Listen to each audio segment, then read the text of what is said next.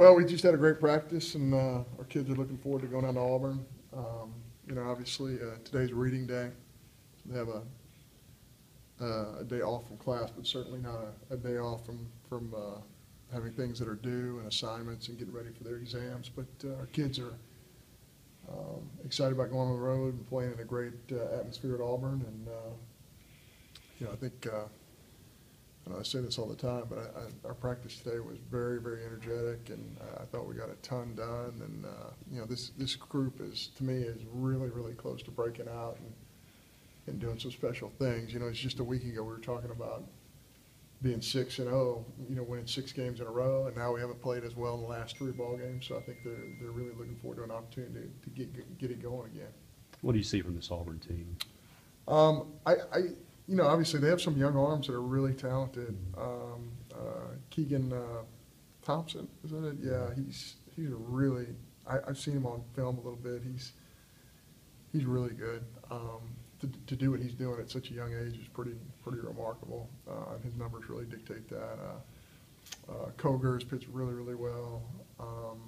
And the Friday night guy, Dylan Ortman, just done nothing but get better, over his entire career. So haven't seen all the film on all these guys, but I think they pitched it probably a lot better than they thought they were going into the year. But really, as these kids get older and mature, they're good, and they have a really solid lineup. And they went to Arkansas, won 2 out of 3, and I don't care. How Arkansas is playing at the time, that's difficult to do. Watching Auburn a few times this year, new coach brought a lot of aggression, especially on the base pass, and after some of the issues last night and then some of the fielding issues in A&M, the pressure that puts on infield defense. Yeah, it all starts with the guy on the mound. If the guy on the mound by himself can control the running game, and Trevor's done a really good job with that. And our catchers have to be better than they were yesterday. I thought.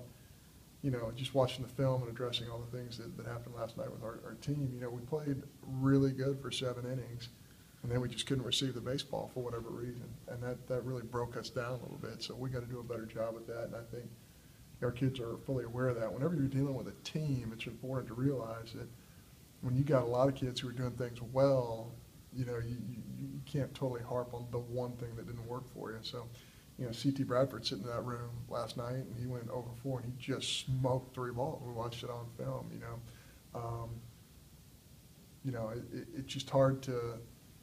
It's so much different than other sports because it's a very individualistic game at times in terms of when you break down the at bats when one guy makes a mistake defensively or offensively. So I think there are a lot more positives than there are negatives at this point, and I think our kids realize that. Our whole season hinges on these next 3 weekends. How has Preston come back from? I know he didn't go as long as you wanted him to, but how has he kind of? Yeah, he threw a bullpen today. I think he's going to be ready to contribute.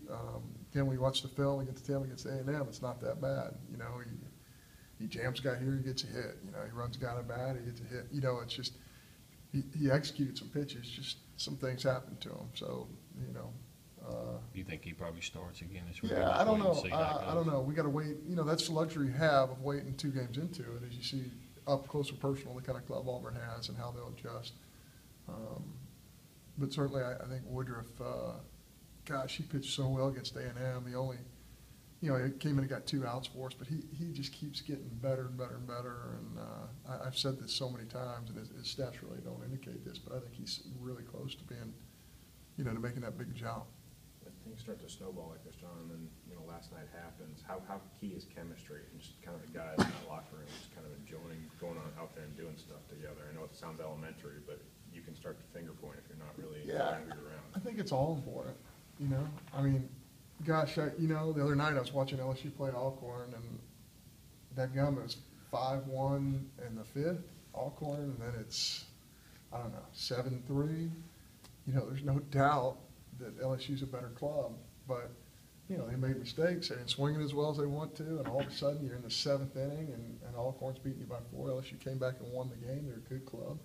Felt like that's something we should have done here last night. And I'm not comparing Alcorn to these guys because Jacksonville State's a very, very good club, but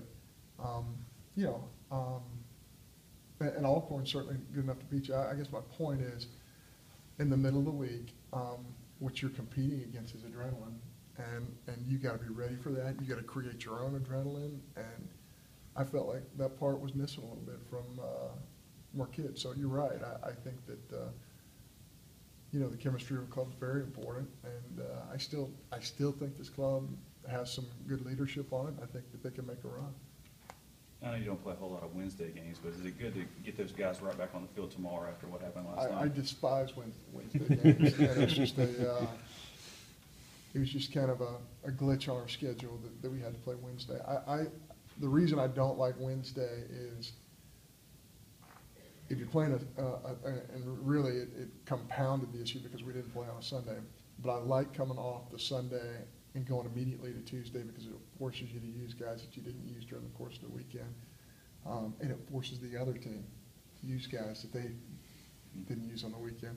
And I think there's a toughness involved on that Tuesday of both teams coming off of a weekend. So the extra day, for whatever reason, I've just never been a big fan of that. But and that's why we play so many Tuesday games. But your original question was? To get them back on the field so quickly after last night.